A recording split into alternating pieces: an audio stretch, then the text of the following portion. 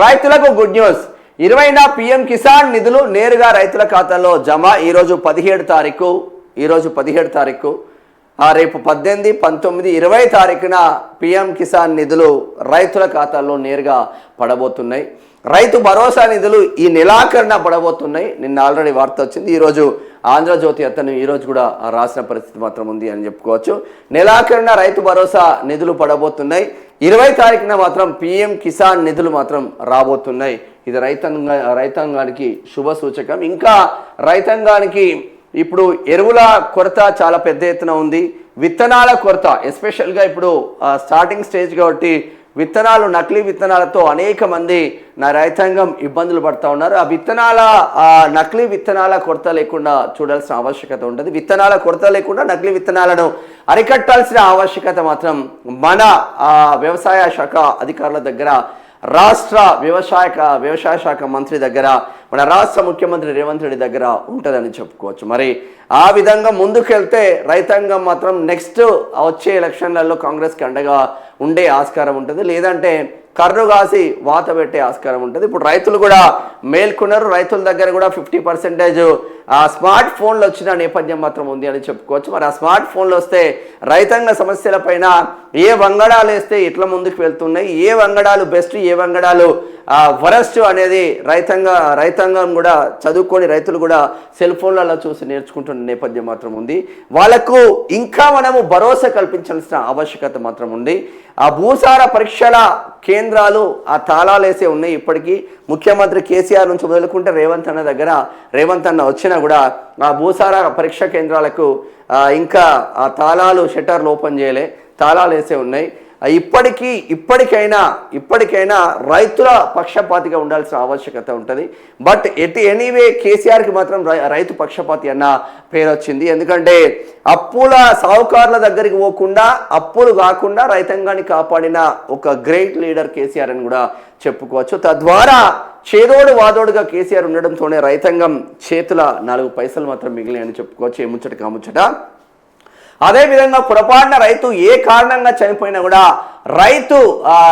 రైతు బీమా పేరుతో 5 లక్షల రూపాయల వారం రోజులలోనే వాళ్ళ ఇంటి ముందు వచ్చి వాలిపోయిన నేపథ్యం మాత్రం ఉంది. ఆ రైతు భరోసా, రైతు బంధు ప్లస్ రైతు బీమాతో ఇక్కడ ధీమాగా ఉన్న రైతాంగాన్ని చూసినాం కేసీఆర్ హయాంలో. మరి ఇప్పుడు రైతు భరోసా మధ్యలో ఎగ్గొట్టి 1 ఎకరానికి ఇచ్చినా, 2 ఎకరాలకు ఇచ్చినా, 3వ ఎకరానికి నెలాఖరున అది ఇస్తానా ఇయ్యనా, మరి 3 ఎకరాల వరకే ఇస్తానా, 4 ఎకరాలకు ఇస్తానా, 5 ఎకరాలకు ఇస్తానా, లేదంటే 100 ఎకరాలకు చెట్లకు పుట్టలకు ఉన్నోనికి ఇస్తానా అనేది రేవంత్ రెడ్డి క్లారిటీ తెలుసుకోలేకపోతున్నారు. ఇక్కడ ఏమైపోతుందంటే రాష్ట్రం ఒకవైపు పేదోడుగానే ఉంటున్నాడు, పెద్దోడు మాత్రం పెద్దోడు అవుతా ఉన్నారు.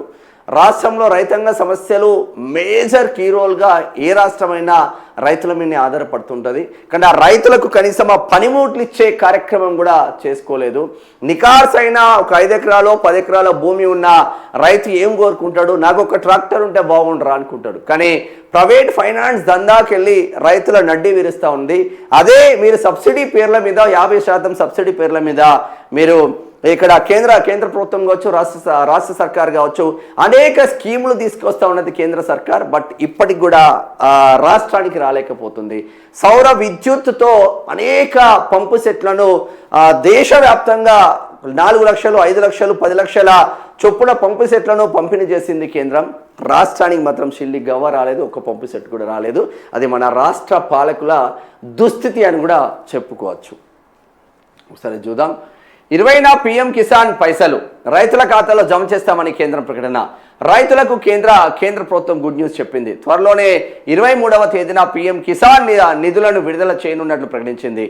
జూన్ 20వ తేదీ శనివారం నాడు అర్హులైన రైతుల ఖాతాలో ఆ నిధులు జమ చేస్తున్నట్లు అధికారికంగా పీఎం కిసాన్ సమ్మాన్ నిధి యోజన విభాగం ప్రకటించింది. ఏటా ఈ పథకం కింద రైతులకు 3 విడతల్లో 2,000 చొప్పున మొత్తం 6,000 ఆర్థిక సాయం అందుతుందనే విషయం తెలిసిందే. సుమారు 10 కోట్ల మంది రైతుల ఖాతాలో ఈ సొమ్ము జమ అవుతుందని అంచనా వేస్తా ఉన్నారు. 2,000 ఒక సంవత్సరానికి 3 సార్లు, 1 ఎకరానికి 6,000 రూపాయలు. మన రేవంత్ అన్న 1 ఎకరానికి 6,000 రూపాయలు ఇస్తే పీఎం కిసాన్ యోజన కింద కూడా రైతాంగానికి 1 ఎకరానికి 6,000 రూపాయలు వస్తుంది. అది సంవత్సరానికి. ఇక్కడ ఒక పంటకు 6,000 రూపాయలు వస్తుంది, మధ్యలో 3 పంటలకు స్కిప్ చేసింది అనుకోండి, అది వేరే విషయం.